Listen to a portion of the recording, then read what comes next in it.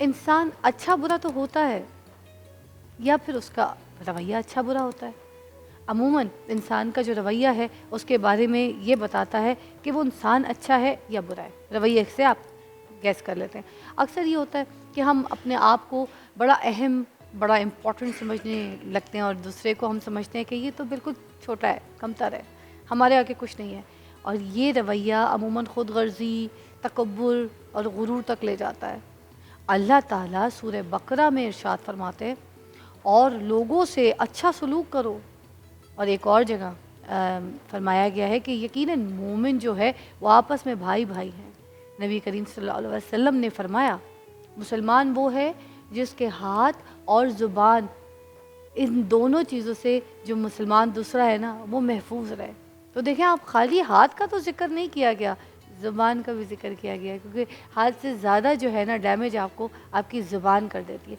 मैं कहती हूँ थप्पड़ लगा दो, वो हील हो जाएगा, मगर जो ज़ुबान का कहा है ना वो इधर जाके लगता है, इधर छल्ली कर देता है, चीर देता है, ज़ख़म दे देता है। और उसके बाद आप किसी के सामने आके जितना चाहे अच्छा बन जाए, मगर वो आपके सामने वो वैल्यू, वो ग्राफ नहीं रख सकता। हमें पता ही नहीं चलता, देखें कि हमारे जो बुरे रवैये हैं, गंदे एटीट्यूड हैं, अग्रेसिव एटीट्यूड हैं, ये दूसरे बंदे के ऊपर क्या असर डाल रहे होते हैं। देखिए, बुरे रवैये इंसान के अंदर तब आते हैं जब हमारे अंदर वो अना नहीं आ जाती, हम अनापरस्त हो जाते हैं। इसकी वजह से जो इनका असर होता है, इससे हमारे जो ताल्लुकात हैं वो सारे ख़राब हो जाते हैं, डैमेज हो जाते हैं। ऐसे हजरात दूसरे को कमतर समझ रहे होते हैं, मगर उसकी वजह से होता क्या है, आइसोलेशन का शिकार। सबसे पहले खुद आइसोलेट हो जाते हैं, क्योंकि दूसरे को बुरा कहते रहते हैं, वो बुरा है, वो साला ऐसा है। साइकोलॉजी तो यही कहती है कि जो बुरे रवैये रखने वाले अफराद होते हैं ना, वो अमूमन खुद एतमादी का शिकार होते हैं, और अपनी इस हकीकत को छुपाने के लिए वो अपने आप को बड़ा बढ़ा चढ़ा के पेश कर रहे होते हैं, और सामने वाले को कहते हैं तू तो कुछ नहीं है, कमतर है मेरे आगे। तो इस टॉपिक पे आज बात करेंगे। हमारे साथ आप भी कॉल्स में शामिल हो सकते हैं। हमारे पास इस टॉपिक को आगे एलैबोरेट करने के लिए डॉक्टर नबिया अली ख़ान है, किसी तारुफ की मोहताज नहीं है, मगर इनके साथ साथ ये डिस्कशन तो करेंगे, मगर एक जिस टॉपिक पे अभी हम बात करेंगे वो है आबादी के हवाले से। आबादी का जो है ज़्यादा होना और वसाइल का कम होना जो है नाज़रीन, इस पे आज बात करना बहुत ज़रूरी है कि क्या हमारी जो आबादी है वो क्या बहुत ज़्यादा तेज़ी से बढ़ रही है, और क्या मसाइल आबादी को मैनेज नहीं कर पा रहे, या क्या हो रहा है, या ऐसा क्या सिस्टम है। आप चाइना की मिसाल ले लें, चाइना की मिसाल देखें, वहाँ पर आबादी बहुत ज़्यादा है, मगर उन्होंने इस अपनी आबादी को, ज़्यादा होने को, अपनी स्ट्रेंथ बना लिया, कमज़ोरी नहीं बनाया। वो दुनिया में अब देखें पावरफुल कंट्री। अब हमारी जो आबादी है, अब हम मुझे समझ नहीं आता कि बाकी दुनिया के जो लोग हैं वो तो अपनी आबादी को, ज़्यादा आबादी को पावर बना रहे, अपनी स्ट्रेंथ बना रहे, और हम ज़्यादा आबादी को कमज़ोरी। हम अभी तक ये कहते हैं 2 बच्चे ही काफ़ी हैं, 2 बच्चे। तो हम ये जो बात है ये देखते हैं कि इसमें फिर आबादी का क्या मसला है हमारे मुल्क में, जो हम इतनी सारी चीज़ों के जो है ना शिकार हो रहे हैं, परेशानियों के, हम कंफ्यूज भी हैं। तो इस पे बात करने के लिए मेरे पास है समन ड्राई साहिबा है, डीजी पॉपुलेशन वेलफेयर डिपार्टमेंट से, पंजाब से। अस्सलाम वालेकुम, कैसी हैं आप? ठीक ठाक हैं, खैरियत से? अस्सलाम वालेकुम नबिया, कैसी तबीयत है? ठीक ठाक है, अल्लाह का शुक्र। आप सुनाइए। आपकी मैंने सुना तबीयत ख़राब है। जी मेरी तबीयत ख़राब है, अब मुझे टेम्परेचर भी है और गला भी ख़राब है मेरा। क्या करिए, कोई नज़रें उतारें। पहले अम्मी की तबीयत ख़राब थी, अब अम्मी ठीक है? मुझे तकरीबन 1.5 महीना हो गया है, लेकिन हाँ। मेरा गला क्लियर नहीं हो रहा।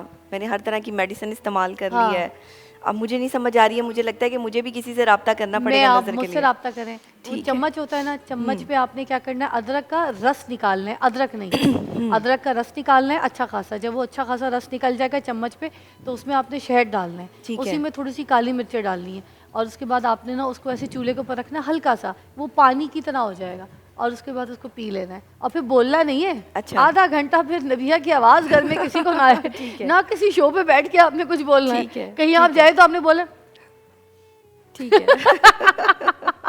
अच्छा जी, क्योंकि इनको कहीं जाना है तो जी, इनसे आज टॉपिक पे बात कर लूँ, फिर नबी हम अपनी बातों पे आते हैं, ठीक जी, है? ज़रूर। सबसे पहले तो मुझे ये बता दीजिए कि वाकई हमारी आबादी जो है वो बहुत तेज़ी से बढ़ रही है।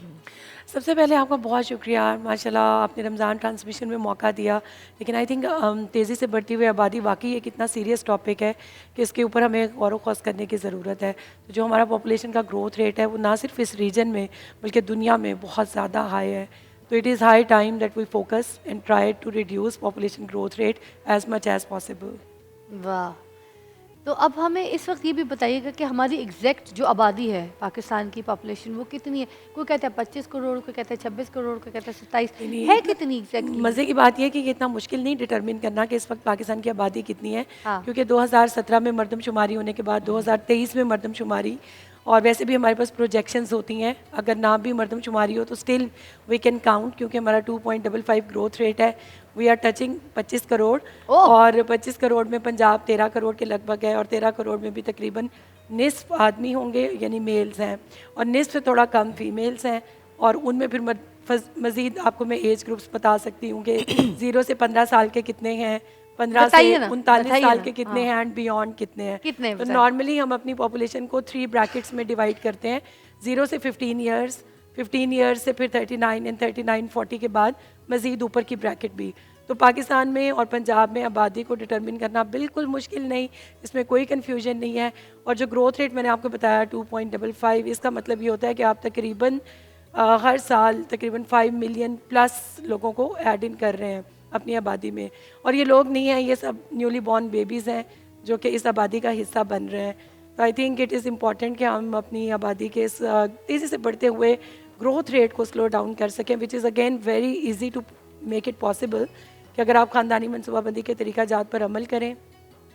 अदरवाइज़ आप देखें कि तेज़ी से बढ़ती हुई आबादी, जैसे आपने शुरू में भी मेंशन किया कि घटते हुए वसाइल और बढ़ते हुए मसाइल, तो हमारा यही हाल हो रहा है। अच्छा, ये जो आबादी बढ़ रही है हमारे पाकिस्तान की, इसमें क्या मसाइल पैदा आ रहे हैं? ऐसे कौन से ऐसे मसाइल हैं जो आपको लगता है उनको एड्रेस करना ज़रूरी है? आई थिंक तेज़ी से बढ़ती हुई आबादी हर तरह के मसाइल को जन्म देती है।